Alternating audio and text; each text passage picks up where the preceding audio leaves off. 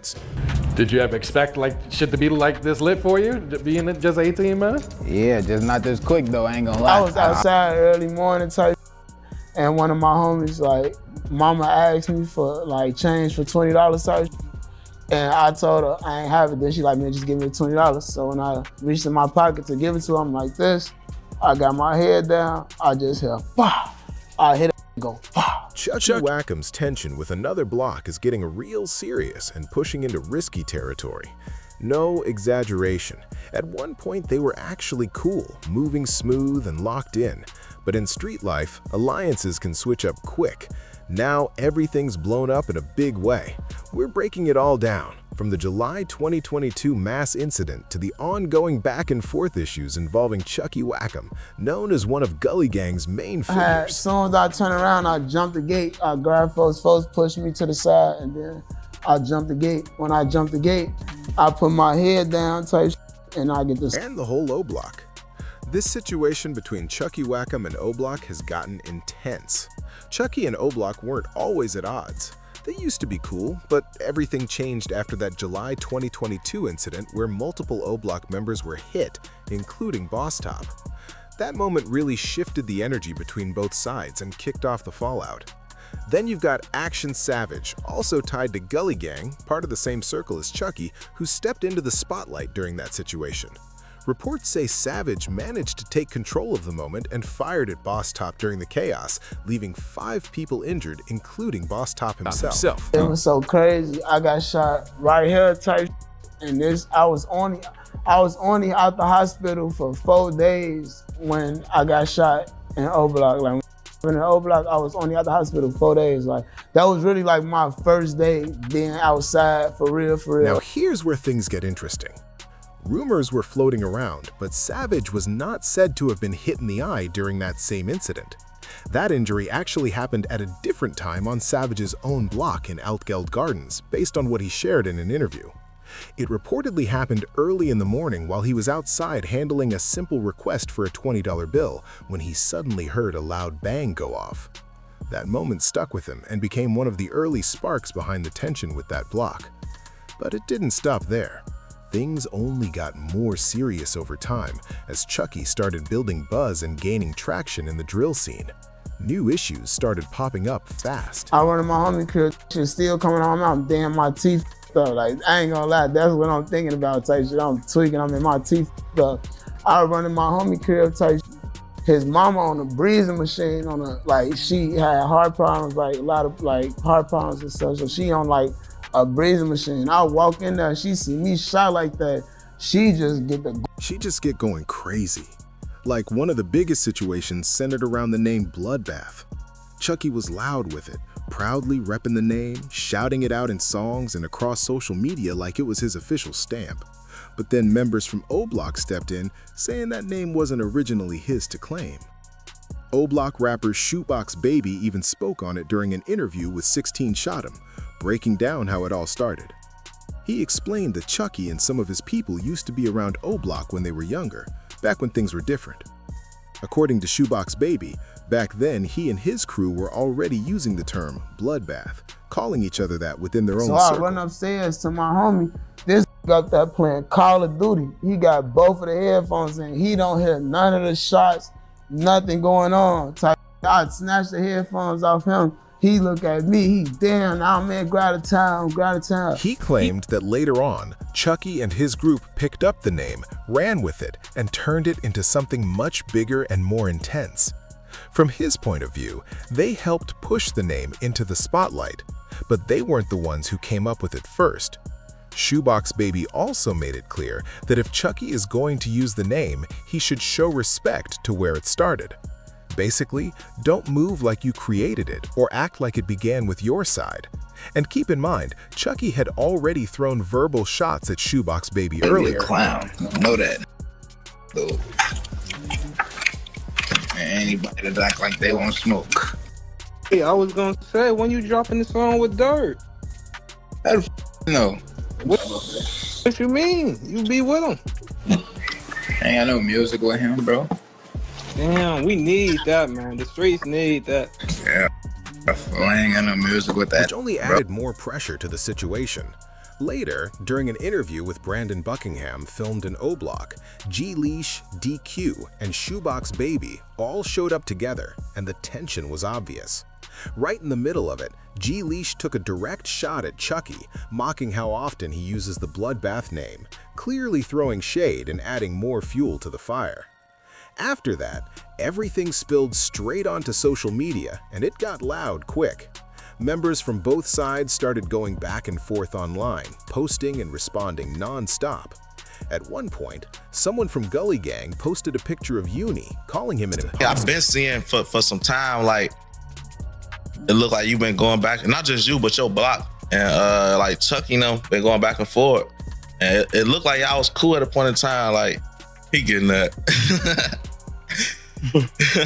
I just want to know, like, where did things go left with that situation? Cause I like, debating over that, like who made it first and this and that. Like, would you say like y'all made it first and then they most so like just branded it on some like, all right, this what we doing? Or like Gully Gang was the real Bloodbath, making it a clear jab at OBlock and anyone else using the name.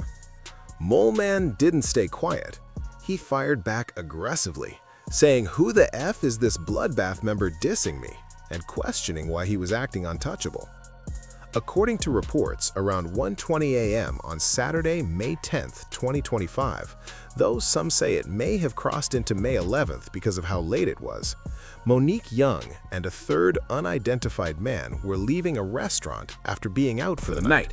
Or was it like? Nah, I'm gonna say like, alright. Because It was a term that was used in our neighborhood, like Yeah. That's what we call each other. But when the guys like got that from like I think off a movie or something, I ain't tweaking. When the guys got that off a movie, like an old movie, right? yeah, and we was just calling each other. And around that time, they was around us, so it's like, are you around somebody like y'all pick up lingo like that, Yeah. So it's like that. But I feel like I'm gonna say more so like they made more like popular because the way they use like they use it with everything, like literally. We wasn't doing like that. We had to be talking to like Bloodbath or something like that. Like that's how we was using it. But it's like, they just made it more so like they say in every sentence, like they everyday terms. What makes this situation stand out is what witnesses and reports mentioned next.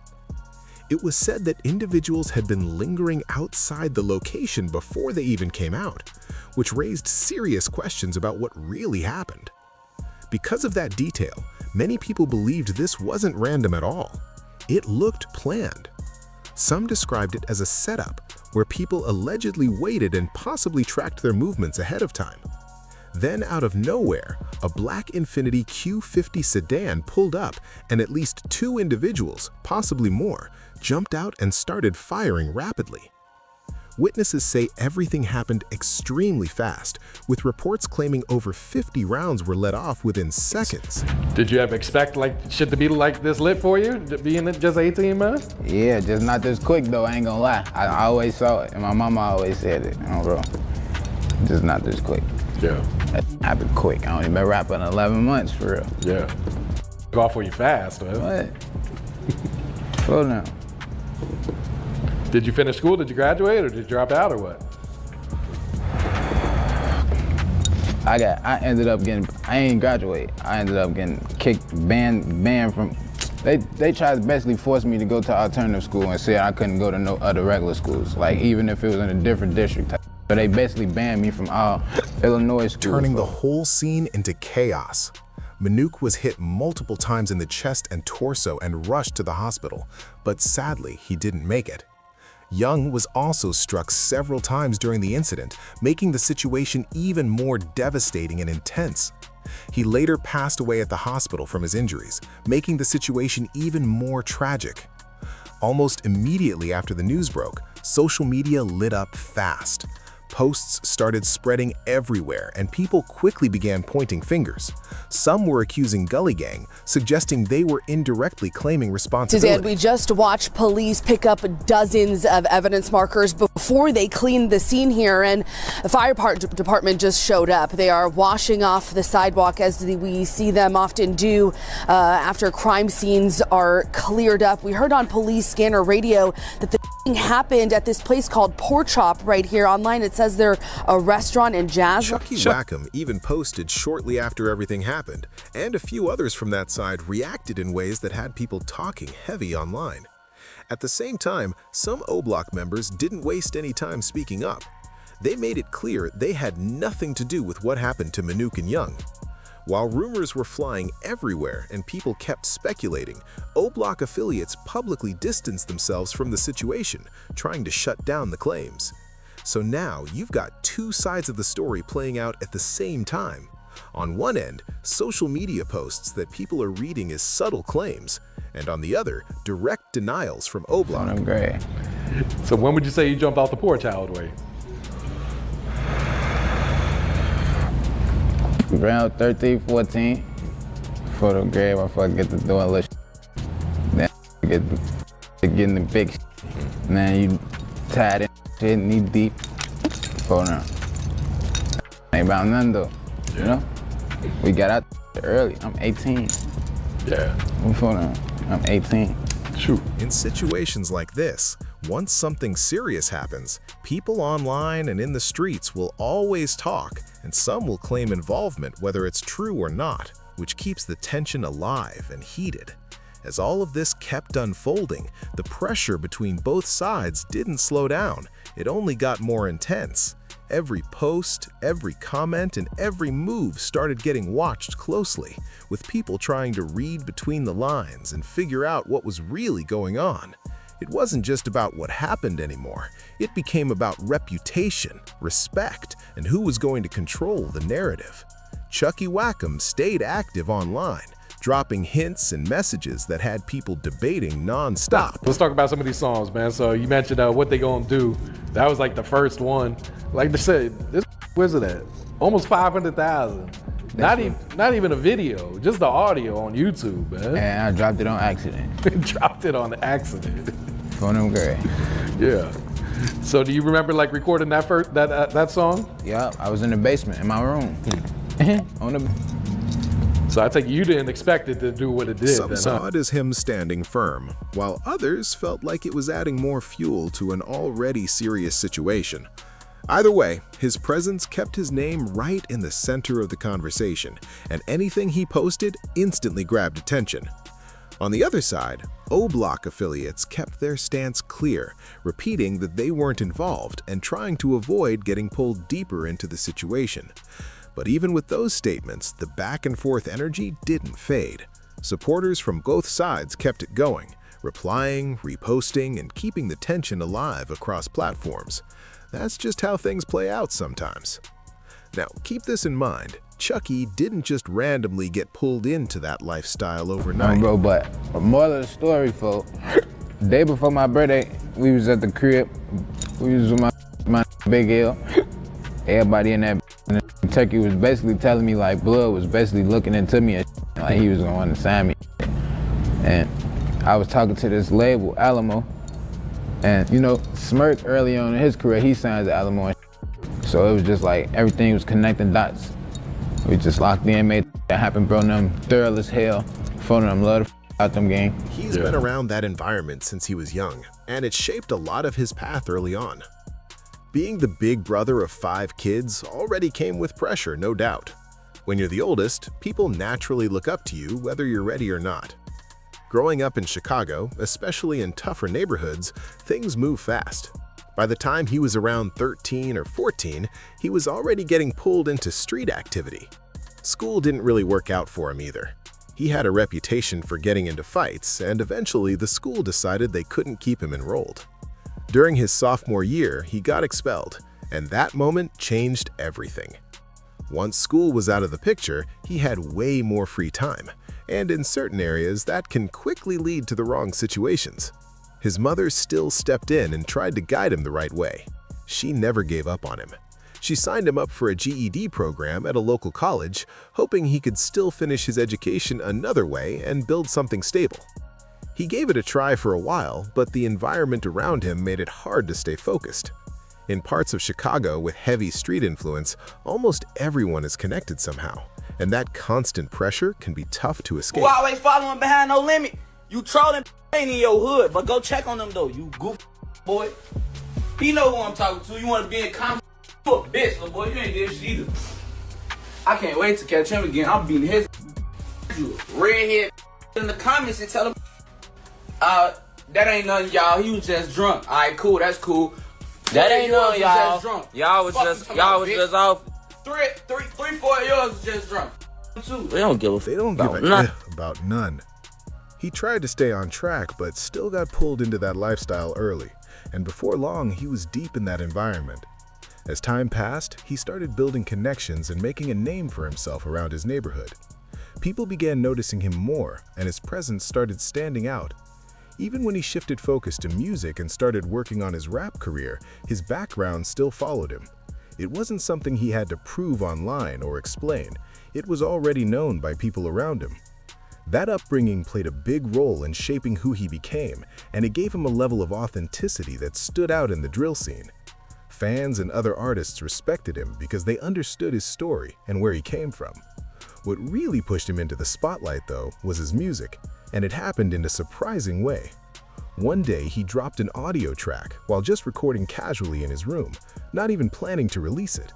But once it got out, everything changed fast. From that moment on, his journey in the drill scene really started taking off, and people began looking at him as a serious talent. Started from the beginning all the way to up to now. My mouth can't be mouthing. When they talking about bathing, talking about the tub. You see my eyes, they making me mad. You want some chicken, folks? There were even rumors going around saying he might be one of the hottest artists out right now, which only added more buzz to his name. That unexpected track release turned into a major turning point. It's what first got people paying attention and really put Chucky on the map. Eventually, that momentum led to Lil Durk reaching out and signing him, which took things to another level.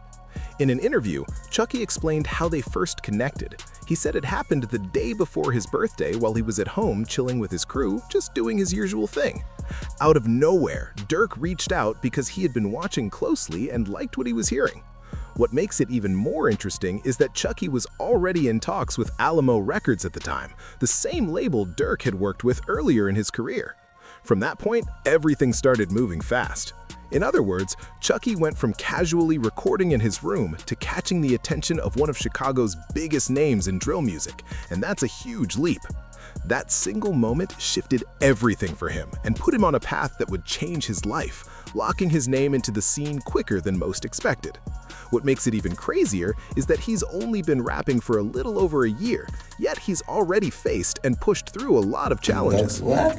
Get back for what? Get back for what?